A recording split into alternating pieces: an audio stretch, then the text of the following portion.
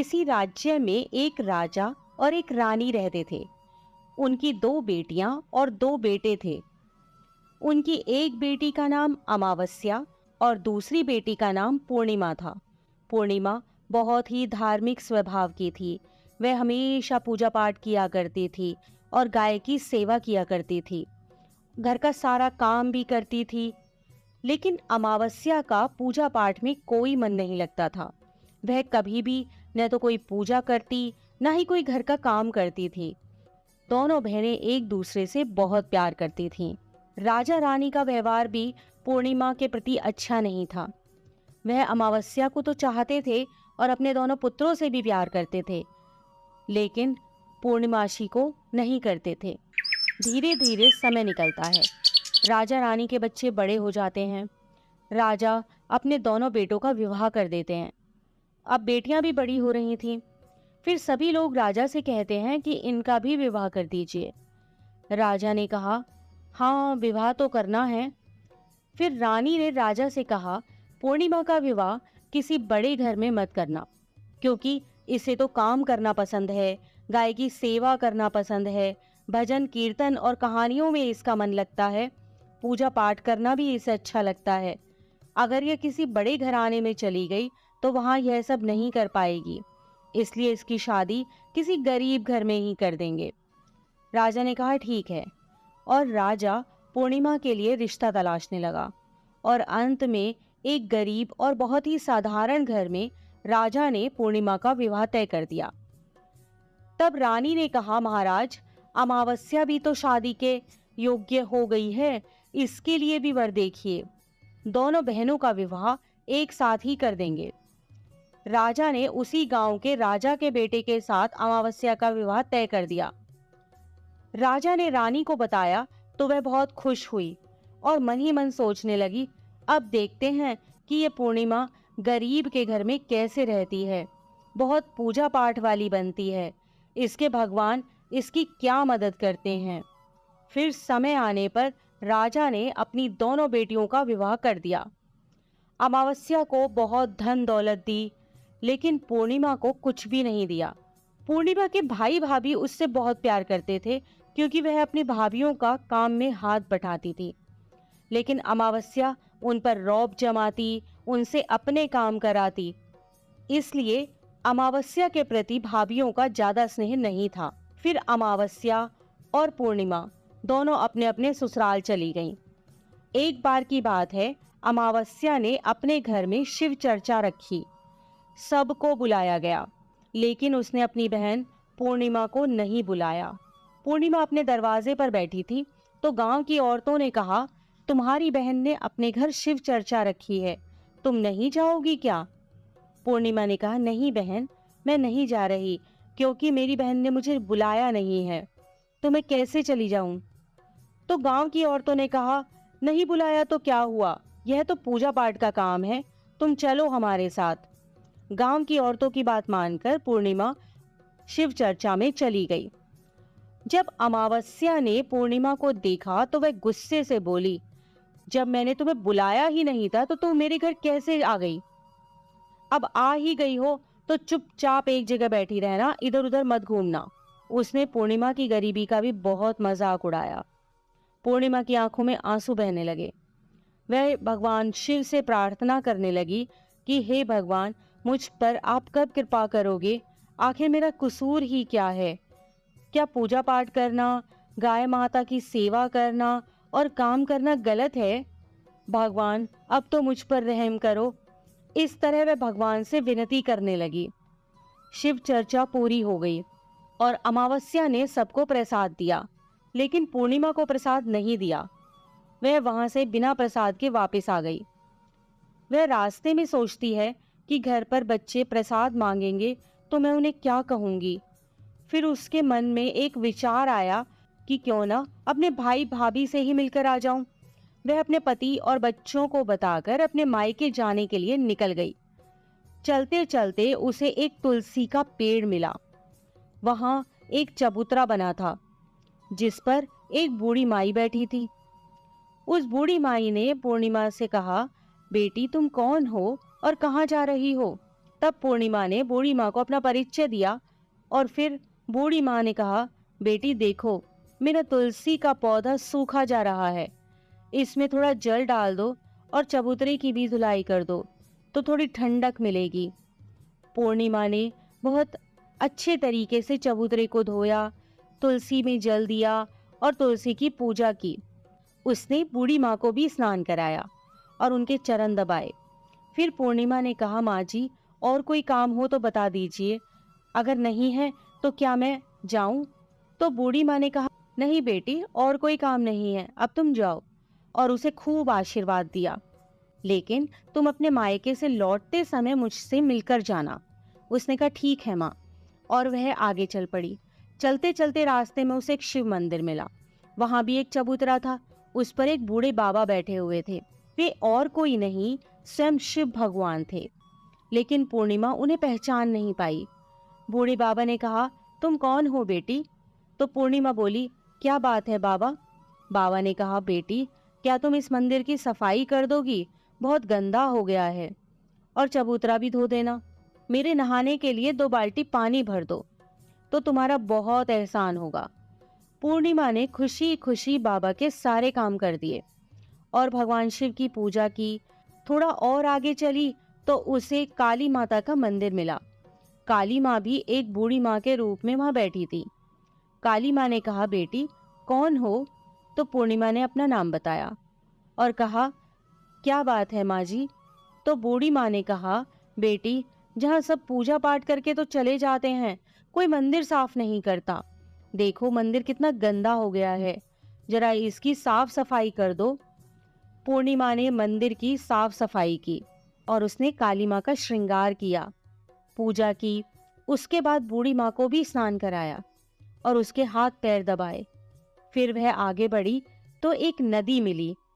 वहां भी एक बूढ़ी माँ बैठी थी और वह और कोई नहीं, स्वयं गंगा मैया थी। उन्होंने कहा, बेटी तुम कौन हो? तब पूर्णिमा ने अपना नाम बता दिया और फिर बूढ़ी माँ ने कहा, बेटी यहाँ सब स्नान करके तो चले जाते हैं लेकिन कोई सफाई नहीं करता, तुम यहाँ की साफ सफाई कर दो। उसने वहां की भी साफ सफाई कर दी। फिर वह बूढ़ी माँ भी उसे आशीर्वाद देने लगती हैं। फिर वह एक नाव में बैठकर नदी के उस पार चली जाती है। नाव में फूल बिछे होते हैं। वो फूलों की नाव में बैठकर अपने मायके पहुंच जाती है। उसके भाई भाभी पूर्णिमा को देखकर बहुत खुश हो जाते हैं और उसकी खूब खातिरदारी करते हैं। फिर सब खूब बातें करने लगते हैं।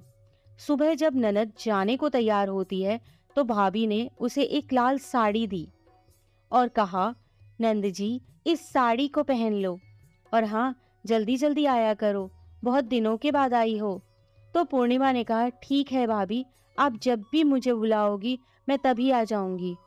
और फिर पूर्णिमा ने खुश होकर वह लाल साड़ी पहन ली और श्रृंगार भी किया। भाभीओं ने थैला भरकर उसे धन और गहने दिए। पूर्णिमा घर से निकल गई। चलते चलते रास्ते में फिर वही नदी मिली और नाव में बैठकर वह नदी के दूसरे पार आ पहुंची तो वही बूढ़ी माँ मिली जो गंगा मैया थी। उन्होंने कहा, बेटी आ गई अपने मायके से? तो पूर्णिमा ने कहा, हाँ माँ जी। तब बूढ़ी माँ ने एक थैला दिया और कहा, इसे ले जाओ, मैं कहाँ रखती फिरूंगी, ये बहुत भारी है, और हाँ इसे रास्ते में मत खोलना, अपने घर जाकर ही खोलना। पूर्णिमा ने कहा, ठीक है माँ जी, और वह वहां से चल दी। आगे चली तो काली माँ का मंदिर मिला। वहां भी वही बूढ़ी माँ बैठी हुई थी। उन्होंने भी पूर्णिमा को एक थैला दिया और अब उसके पास 3 थैले हो गए थे। वह कुछ आगे बढ़ी तो शिव मंदिर मिला। वहां बूढ़े बाबा के रूप में भगवान शिव बैठे थे। उन्होंने भी पूर्णिमा को एक थैला दिया। वह थैला लेकर आगे बढ़ी तो तुलसी माँ मिली। उन्होंने भी एक थैला दे दिया। अब जब पूर्णिमा अपने घर पहुंची तो वह 5 थैले खोलने लगी। सबसे पहले उसने अपने मायके का थैला खोला। उसमें खाने पीने की चीजें, कपड़े और गहने वगैरह थे। उसने खाने पीने की चीजें और कपड़े बच्चों को दिए तो बच्चे बहुत खुश हो गए। दूसरा थैला जो गंगा मैया ने दिया था उसे खोला तो उसमें सोना चांदी भरा था। तीसरा थैला जो काली माँ ने दिया था, उसमें 16 सिंगार का सामान था। चौथा थैला जो भगवान शिव का था, उसमें सब खुशियां थी, धन संपत्ति सब कुछ था। पांचवा थैला तुलसी मैया का था। जब उसने उसे खोला तो उसमें चावल, गेहूं और हर तरीके का अनाज था। पूर्णिमा के घर अब किसी प्रकार की कोई कमी नहीं थी। धन संपत्ति और भंडार से उसका घर भर गया था। पूर्णिमा खुशी खुशी रहने लगी। एक दिन पूर्णिमा ने सोचा, क्यों ना मैं अपने घर शिव चर्चा कराऊं। फिर पूर्णिमा ने शिव चर्चा रखी, सबको बुलाया। वह अपनी बहन के घर भी गई बुलावा देने। जब अमावस्या अपनी बहन के घर शिव चर्चा में आई तो उसके घर में धन दौलत देखकर आश्चर्य में पड़ गई। फिर अमावस्या ने पूछा, तुम्हारे पास इतना धन दौलत और वैभव कहाँ से हो गया? तो पूर्णिमा ने कहा, देखो बहन, तुमने शिव चर्चा रखी थी, मुझे नहीं बुलाया, फिर भी मैं बिना बुलाए तुम्हारे घर गई, लेकिन तुमने मुझे प्रसाद भी नहीं दिया। फिर तुम्हारे घर से आने के बाद मैं मायके चली गई। और इस तरीके से एक एक करके पूर्णिमा ने सारी बातें अमावस्या को बता दी। अमावस्या ने कहा, मैं भी अपने मायके जाऊंगी, तुम मुझे भी डांटो और प्रसाद भी मत देना। लेकिन पूर्णिमा ने कहा, भगवान का प्रसाद है, मैं तो सबको दूंगी। लेकिन अमावस्या ने प्रसाद नहीं लिया और अपने घर जाकर बच्चों से कहकर अपने मायके के लिए चली गई। चलते चलते तुलसी माँ मिली। उन्होंने कहा, बेटी, यह एक चबूतरा धो दो, तुलसी में पानी डाल दो। तो अमावस्या ने कहा, ए बुढ़िया, मैंने इतनी महंगी साड़ी पहन रखी है, जी गंदी हो जाएगी, मैं कुछ नहीं करूंगी। आगे चलकर भगवान शिवजी मिले तो उसने उनसे भी ऐसे ही कह दिया। उससे आगे काली माँ मिली तो उनसे भी यही कह दिया। और फिर गंगा मैया मिली और उनसे भी उसने ऐसा ही किया और उनका कोई काम नहीं किया। जब वह नाव में बैठी थी, नाव में कांटे थे, ये कांटे उसके पैरों में चुभ गए। फिर वह अपने मायके पहुंची। जब उसे भाभीियों ने देखा तो मुंह बना लिया, जे कहाँ से आ गई। अरे, पूर्णिमा के पास तो कुछ नहीं था, इसलिए उसे सब कुछ दिया, लेकिन यह यहाँ क्यों आई है? चलो कोई बात नहीं, अब आ ही गई है तो क्या कर सकते हैं। उन्होंने अमावस्या से कहा, आओ जीजी बैठो। अमावस्या खाना खाकर सो गई। सुबह हुई तो अमावस्या ने कहा, भाभी अब हम चलते हैं। तो भाभी ने कहा, ठीक है। तब अमावस्या ने कहा, भाभी, पूर्णिमा को तो आपने थैला भरकर सामान दिया था, मुझे कुछ नहीं। तो भाभी ने कहा, जाओ, तुम्हारे घर थैला पहुंचा देंगे। फिर अमावस्या चल दी तो गंगा मैया मिली। गंगा मैया ने कहा, आ गई बेटी? तो उसने कहा, आपने पूर्णिमा को तो थैला भरकर दिया था, मुझे कुछ नहीं दोगी? तो गंगा मैया ने कहा, ठीक है, जाओ बेटी, हम तुम्हारा सामान तुम्हारे घर भिजवा देंगे। ऐसे ही भगवान शिव ने, काली माँ ने और तुलसी माता ने कह दिया। जब वे घर पहुंची तो उसके आंगन में 5 थैले रखे थे। जब अमावस्या सारे थैले खोलती है तो किसी में मिट्टी, किसी में ईंट पत्थर, किसी में सांप बिच्छू थे। उसने अपना माथा पीट लिया और कहा, हे भगवान, हमें मायके में भी कुछ नहीं मिला और इधर भी कुछ नहीं मिला। फिर अमावस्या दौड़कर पूर्णिमा के पास जाती है और कहती है, तुझे इतना सब मिला लेकिन मुझे तो कुछ भी नहीं मिला। तो पूर्णिमा ने कहा, जब मैं मायके जाती हूँ तो भाभीियों की मदद करती हूँ, तुमने तो भाभीियों की मदद कभी नहीं की, तो भाभी तुमको क्या देती? गंगा मैया को भी तुमने ठुकरा दिया, शिवजी, काली माँ और तुलसी माँ, सबको ही तुमने ठुकरा दिया, इसलिए भगवान ने तुम्हें कुछ नहीं दिया। अमावस्या कहती है, बहन मुझे माफ कर दो, मैंने सदा तुम पर अत्याचार किए हैं, लेकिन इसमें मेरा कोई कसूर नहीं था। तुम मुझे भी विधि बतलाओ जिससे मैं भी भगवान की भक्ति करके सब कुछ पालूंगी। तो पूर्णिमा ने कहा, बहन देखो, 3 ही बातें हैं ज्ञान की। पहली, सब पर दया करना, दूसरी चर्चा करना और तीसरी है 108 बार ओम नमः शिवाय का जाप करना। बहन, भगवान ने जो 3 सूत्र दिए हैं वह प्रसाद के रूप में स्वीकार कर लो और हृदय में बसा लो।